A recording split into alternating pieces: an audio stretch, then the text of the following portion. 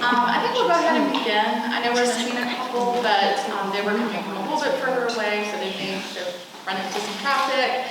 But thank you so much for coming. My name is Mary Mills. I work in the admission office here at St. Mary's.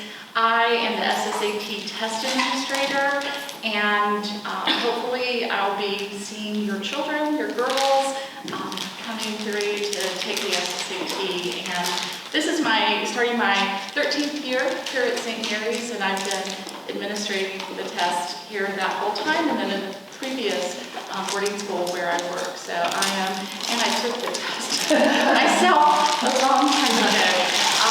So very familiar with this program, and just want to give you some basic information to help you become familiar with the test if you're not already, and just hopefully to kind of relieve any type of test anxiety that you or your daughter might have about this process. So we'll just go ahead and begin. So the SSAT, it is a gold standard of admission test since 1957. So it has been around for a good long while, and it has been used for students who are applying to private or independent schools. It is a predictor of first-year academic success. It's a common measure of all applicants. It gives us kind of a common denominator when we are reviewing applications. It's designed to measure broad academic skills, such as mathematics, reading comprehension, and verbal reasoning. And I will mention, I will email this presentation to each of you afterwards. So that way, if you have it, you can have it. What the SSAT is not is an achievement test, a reflection of classroom success, a test of English proficiency, a placement test. It is very important to remember not to compare scores from the SSAT to scores on other types of tests, because we see often that students may score lower on the SSAT than what they're used to scoring on maybe national tests that they're taking through school at present. And we'll talk a little bit more about scores a little bit. But that's just something to keep in mind, because often parents get the score report back and they think, oh my gosh, my daughter bombed this. There's no way she's going to be accepted. So don't worry, it's all good. We'll walk you through that. What is on the SSAT? It's 150 multiple choice questions with each 5 possible answers to each question. There are 4 content sections: writing, which is unscored, math, reading, and verbal. And we'll talk about each one of those sections. There's also an experimental section which tests the validity of future test questions. That's the final and kind of 5th section of the multiple choice section of the test. There's 6, it's very short, there's only 16 questions. It's a mixture of the math, verbal, and reading, and it's unscored. But I always tell the students to still do their best so that future test takers will have the use of these questions. Here's how the timing and sequence of the test is broken down. The first section is the writing sample. The students are given 25 minutes. Then we have a 5-minute break. They do their first math section for 30 minutes, followed immediately by a reading comprehension section for 40 minutes. Then we have a longer break for 10 minutes. We follow up with a verbal section, which are analogies and synonyms, a second math section, and then the short experimental section, which is only 15 minutes. As you can see, most sections are 30 minutes. And that is for standard time. Total test time is around 3 hours and 5 minutes.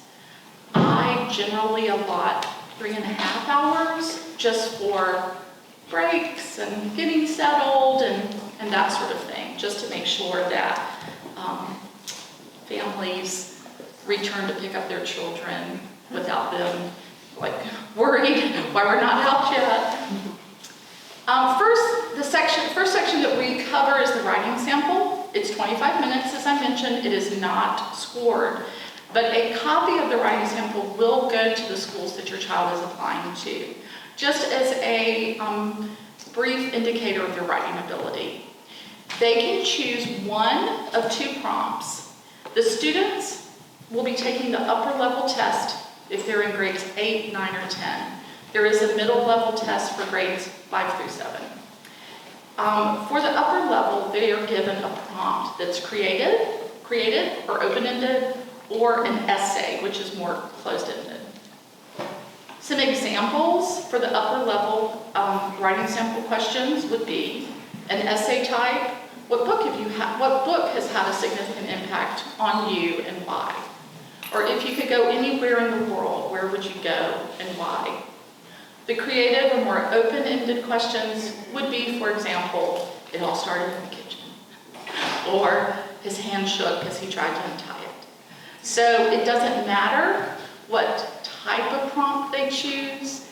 It doesn't matter how much they write. We just want them to feel confident that they have given it their best shot during that 25 minutes. They are given scrap paper for the writing sample only to organize their thoughts. And then that scrap paper is turned in. And I will mention, as we move on to the multiple choice sections, starting with math, there is extra space in the test booklet, blank space, so the students can do figuring, scratch work, and they can write anywhere in the test booklet. In reading, they can circle, underline, cross out. That's not a problem. For math, there's two sections, two 30-minute sections. One is at the beginning, one is at the end. There's not any difference between the two math sections. There's 25 questions for each, and the questions include basic addition, subtraction, multiplication, division, some algebra, some geometry, percentages, fractions, decimals. Now, some of you may be thinking, well, my daughter hasn't had geometry. That's okay. A calculator is not needed for the math section. All of the answers can be attained by just doing scratch work. And if a student has not had content that is presented in the test, tell them not to worry. They can skip over that question and it will not count against them. It's very important to know that a student is not supposed to know every single question on this test. We will have 8th graders, 9th graders, 10th graders taking this test, so all of them will have had different levels of math or schooling thus far. So it's okay for this test, it's very different, but if they don't answer the question, it won't count against them. In reading, it's 40 minutes and 40 questions. Reading, of course, measures one's ability to understand the content and what is read.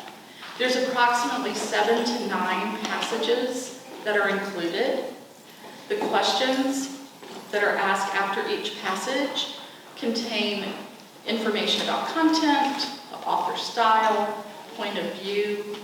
So here again, the student will read a section, answer questions pertaining to that section, move on to another passage, and so forth.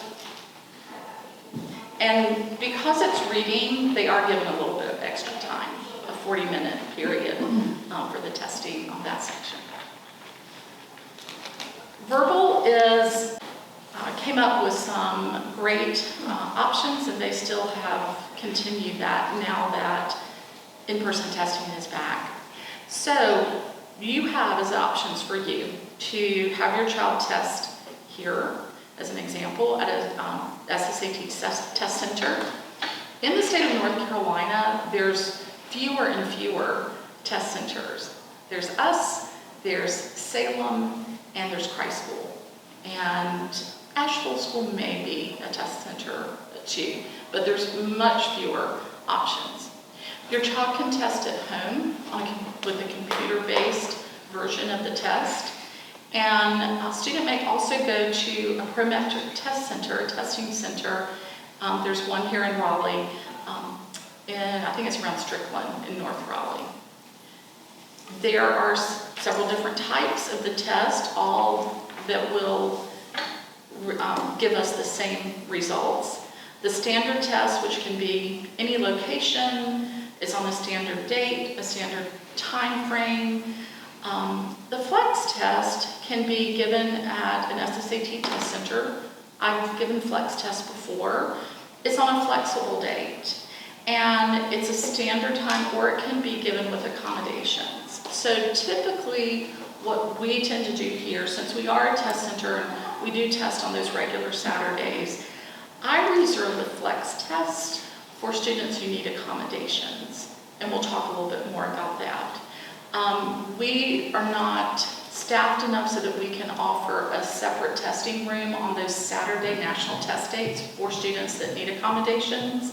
So I'm happy to offer that one-on-one with students. It does have to be on a work day, so we would want to figure out if that seems like the best option, a time that would work for their school schedule. And then there are test centers that do offer accommodations. I believe Salem Academy offers the accommodation testing on those national test dates. You just will want to check the locations, and then accommodations do have to be approved by SSAT. So it takes a little bit of extra time. You want to start that process at least a couple weeks before you want to register. So testing at a test center like us, you're at a school, it's paper-based, the students are using good old-fashioned number 2 pencils, it's in-person instruction and monitoring. It's available on one Saturday a month, October through March. And students may use this option up to 6 times a year. I don't recommend that. But that's available should they want to. So that's just a very traditional, some students like that. They like having just that very structure. There are 6-foot tables, there's 2 students per table. The most students that I am kind of able to test in one room is about 30, and we're in a room in our dining hall. It's an upstairs, quiet, away from everything. It's a very comfortable space, and carpeted, nice comfortable chairs, and they can, oftentimes there's a lot of their friends there, so it's a Saturday morning, but I try to make it enjoyable. Yes? Generally, you might have said this and I might have missed it. On those test days, generally speaking, how many students will you have in? Well, typically for October, November, December, those first 3 months, because most schools have a January application deadline, and I'll have a full house. I'll have about 30 students, because being a test center, anybody can register to take the test here, not just St. Mary's applicants. So I'll have boys, I'll have girls, I'll have sometimes 5th, 6th, and 7th graders. So it can be a range of students. I'll put in a plug here and say if this seems to be the best option for you, I would go ahead and register as soon as possible, because they can fill up quickly since we're sort of the only show in town for Eastern North Carolina. And there are boys that are looking at boarding schools in Virginia that will sign up to register to test here. So registration is open, and you can go ahead and register. I have a listing a little bit later on of the actual test dates that are here, so you can have a look at that. Testing at home might be a good option. It's computer-based. Technical support is available. It is monitored by testing security, if you will, to make sure that students who are taking the at-home computer-based test are having the same experience as every other student who's taking it. It is offered at various days dates each month. And typically the at-home calendar, there's always 1 week in a month, like a Friday, Saturday, Sunday, and maybe a Wednesday and a Thursday. So the dates vary per month. But the thing that's interesting is the at-home version does fill up too. Those dates do have a limit since SSAT is monitoring, those students that are testing that day. Students may use the computer-based option up to 3 times a year. And then, does it just shut off when it gets to the 40 minutes? Like you can't add any more? I mean, how do they? I'm not 100%, but pretty much there should be indicators that 5 minutes are remaining, and then, yes, then the time is Sort of freezes. yeah. This just kind of gives you an indication of if you do choose at-home testing, kind of the technology that is required. You need to think about a quiet space. They do need to have a webcam. They need to check, to be able to see the room that the student is testing in to make sure there's not, multiplication table or, whatnot hanging on the wall. They need to have a microphone that's not part of the headset, of course, reliable and consistent internet connection, and they do provide a complete system check. One nice thing that SSAT does is they do provide testing kits for any student that needs technology equipment. No fee, they will ship everything to you, and that's available if needed. At the Prometric Test Center, it's also computer-based, but it is, I'm not sure if anyone is familiar with the Prometric Test Center, but they will do all kinds of testing. Like, there could be a gentleman next door taking, a professional business exam. So I've talked to students. I would think if your child, is pretty independent and is not going to mind being maybe the one and only, taking the SSAT in a little cubicle at a Prometric Test Center, that's fine. There's a great variety of times available for the SSAT at the Prometric Test Center, different days throughout the month, different times. So, that's an option. There's, of course, as one I mentioned here in Raleigh, Greenville, and Greensboro. And as with the at-home version, it's the computer-based version, so only available for students to take, repeat take 3 times a year. Now, talking about accommodations, SSAT offers plenty of accommodations if your child requires that. Extra time, time and a half typically, separate testing, write and book, use of a computer, diabetic testing. Those are some of the standard ones that I've had experience with, or if there was some other kind of medication or whatnot. So if that's something that your child needs, you can certainly call me and talk to me individually about that, and we can schedule a flex test. As I mentioned, there is kind of a process for requesting accommodations through SSAT, and you just want to check out their website.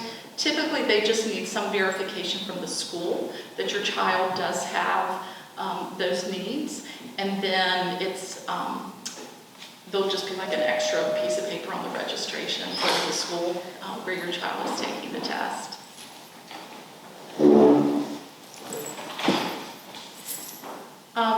Let me actually mention one thing about accommodations, which is rather important for us, uniquely or specifically. If a child does have educational testing and has needed accommodations in school, we certainly have students here that have accommodations. And we actually prefer that if your child has updated testing within the last couple of years, that we just receive that report, because we're going to want to see it anyway, and so that will suffice. So your child does not have to take the SSAT if you have updated educational evaluation, if that makes Registering will just be through the SSAT website at ssat.org. And it's pretty simple. It'll walk you through. Like everything, you'll create a username and a password, and then that will be your own little special SSAT account where you can, purchase study guides or, retrieve scores, anything and everything.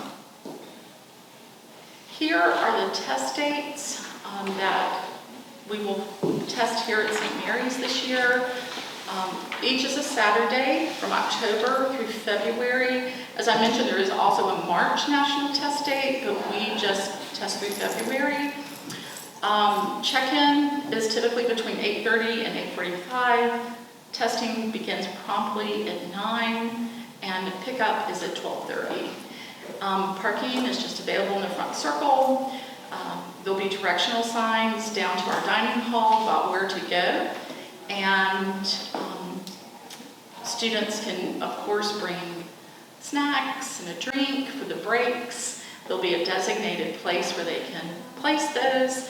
And there'll also be a designated table where they can place things such as cell phones, coats, bags, purses, just things that they cannot access during testing. So before the test, of course, some of the standard rules, going over some test-taking tips from SSAT, just getting a good night's sleep the night before, having a good breakfast, wearing comfortable clothing. This is a completely casual event. Making sure that if a student is at home, the testing area is quiet and free from distractions, and just helping your child relax and think positively about this new fun experience. SSAT has wonderful resources. There's a free practice test that they offer under their section of Prepare, Practice Online. There are many things. I highly recommend just perusing their website for resources and checking it all out.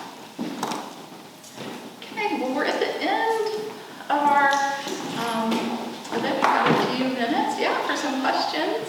For the testing that's done here, Yes. I made the assumption that that's done with paper and pencil. Is that It is, correct? it is strictly good old-fashioned paper and pencil.